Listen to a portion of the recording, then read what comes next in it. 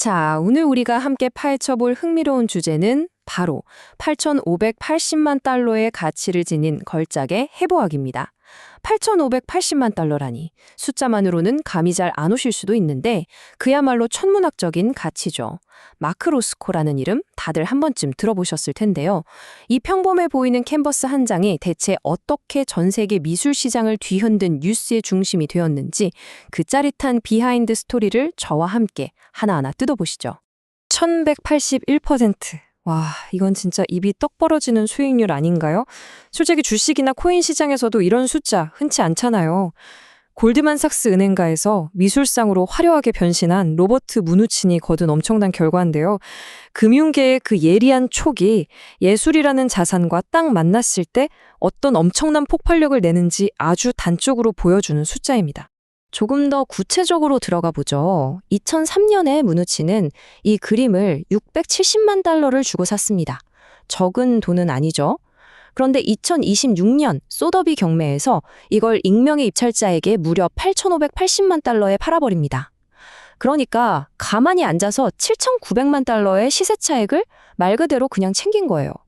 20년 남짓한 시간 동안 예술품이 얼마나 무시무시한 자산으로 팽창할 수 있는지 이보다 더 완벽한 예시가 있을까요?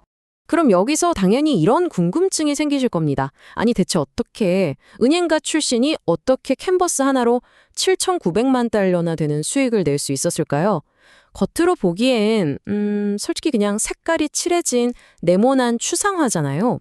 도대체 이 그림의 어떤 점이 이렇게 어마어마한 돈을 지불하게 만들었을까요? 그 비밀을 풀기 위해 두 번째 파트인 걸작의 공식으로 들어가 보겠습니다. 이 작품, 레드 속의 브라운과 블랙이 가진 절대적인 가치의 레시피 3가지가 있습니다.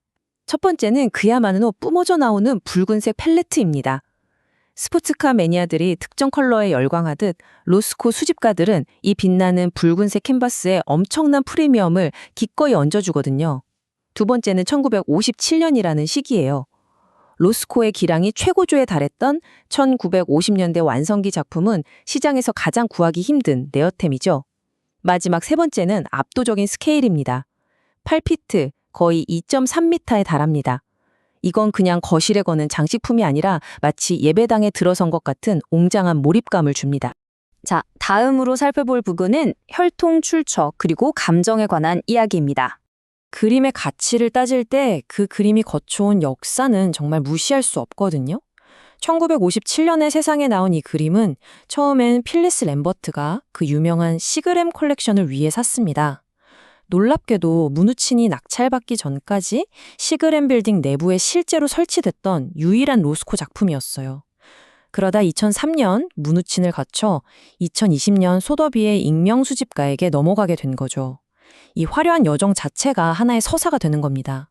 게다가 이 엄청난 이력서 좀 보세요. 테이트, 휘트니, 구겐하임. 네, 이름만 들어도 아는 그 세계 최고의 미술관들에 당당하게 걸렸던 작품입니다. 이런 완벽한 미술관 혈통은 작품에 대체 불가능한 아우라를 더해주죠. 돈 냄새를 기가 막히게 맡는 무누친조차도 결국은 단순한 투자 목적을 넘어 이 그림이 주는 압도적인 감정적 울림 때문에 이 작품을 소장했다는 걸 완벽하게 증명해줍니다. 자, 이제 시야를 조금 더 넓혀서 미술시장의 기압계라는 파트로 넘어가 보겠습니다. 왜 이 그림 한 점 팔린 게 미술시장 전체에 그렇게 중요할까요? 여기서 무드링이라는 아주 재밌는 비유를 하나 들어볼게요. 로스코의 추상화는 특정 풍경이나 문화에 얽매이지 않아서 전 세계 수집가들에게 모두 먹힙니다. 그래서 이 작품들은 현재 시장의 건전성을 보여주는 지표, 즉 수집가들의 심리 상태를 나타내는 무드링 같은 역할을 하죠. 요즘처럼 전 세계적으로 경제가 불안할 때도 최상위 수집가들이 기꺼이 지갑을 열 마음이 있는지 확인해보는 완벽한 리트머스 시험지인 셈입니다.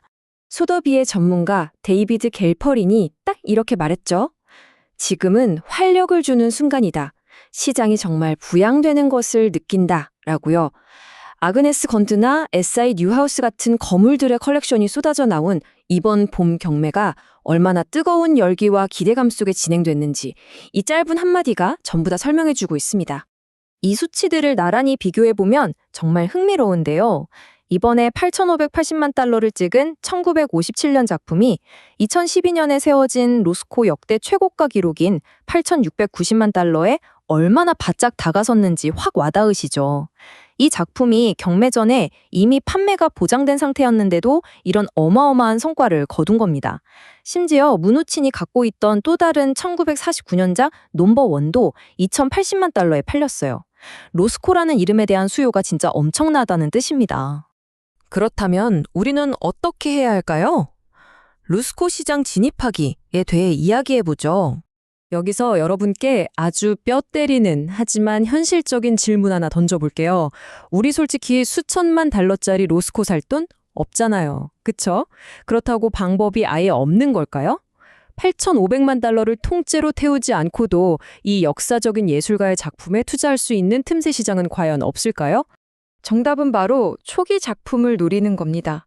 미술관들이 이미 다 쓸어가서 씨가 마른 1950년대 전성기 추상화 말고 시계를 조금 앞당겨 보는 거죠. 예를 들면 1946년에 그려진 여정 같은 1940년대 초현실주의 종이 작품들은 추정가가 대략 30만 달러 선에서 시작합니다.